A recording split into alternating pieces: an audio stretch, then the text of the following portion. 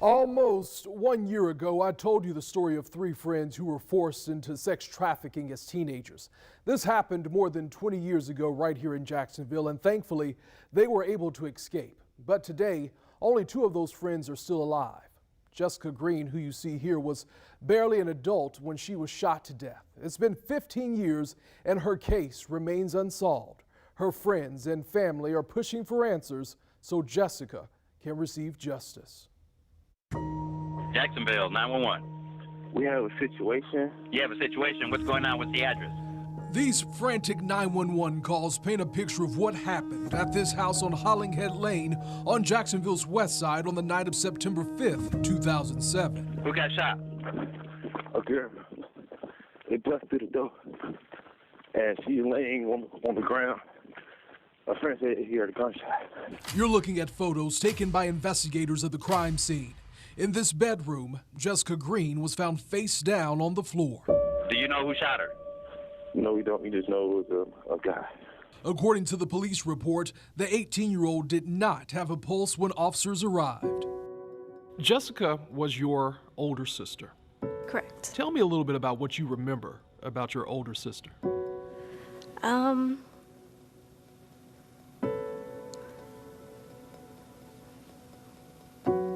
sorry. Oh, that's okay.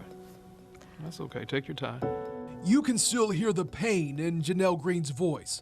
Jessica was more than her big sister. She was also her caregiver. None of us were ever the same. Basically, it was like she was the glue that held the family together.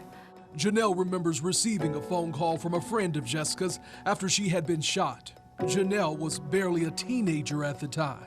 Basically, you could just hear the agony in her friend's voice. And she said, you know, I'm so sorry to tell you this, but someone just told me that your sister had been shot. The police report contains witness interviews. A man identified as witness number 1 says he was in bed at the time with Jessica watching a movie. The man says Jessica was asleep when he heard a loud bang at the door. He says he remained in bed while she got up to check the noise. The witness told police moments later he heard Jessica screaming and she ran back into the room. That's when he says he saw a man with a gun. Hello? Yes, how do you know this man that shot her? Yeah, all I know was two black guys. One of them had like a bandana over his face. Why they shoot her for? Sir, I don't even know. All I know, we were just laying down, and then all we heard was the door kick in, and then two guys came in and just shot her. I was surprised. I don't know why they didn't shoot me. I don't even know who they is. The witness described the shooter as a black man in his early 20s, 5'8" to 5'9", chubby with medium brown skin and a low haircut.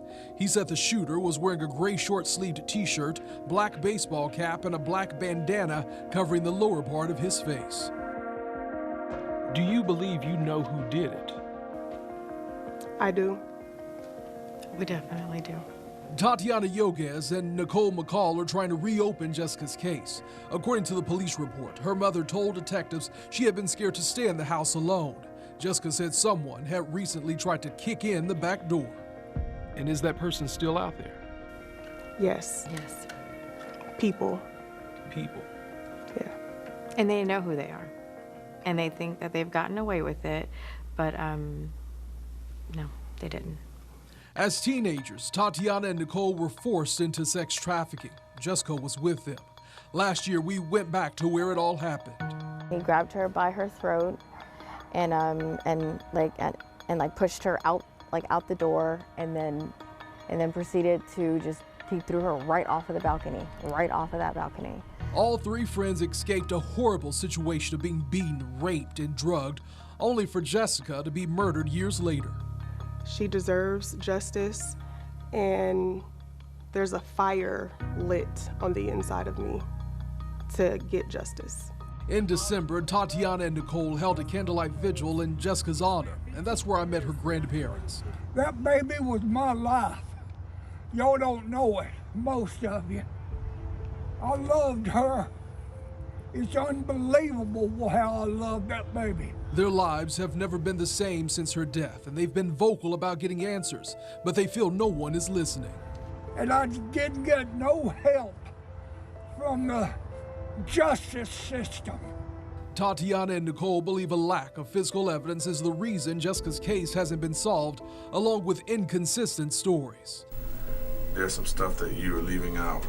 There's some inconsistencies in the story, and you come straight now or we come straight later, because we're going to go and verify everything you told us. This interrogation video, recorded shortly after the shooting, shows detectives questioning one of the witnesses. As you heard there, they didn't believe the stories were adding up. Do you understand that this is a murder investigation? Okay.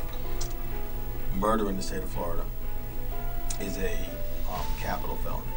Tatiana, Nicole, and Janelle want the Jacksonville Sheriff's Office to reopen the case and bring witnesses back in for questioning.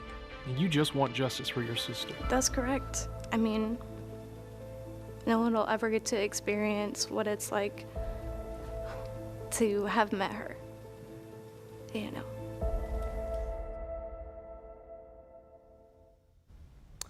And we asked the Jacksonville Sheriff's Office for a comment on this story. They did not respond to our request, but there is a phone number listed for cold case homicides. You can contact the Jacksonville Sheriff's Office at 904-630-1157. Once again, if you have any information, that phone number, 904-630-1157.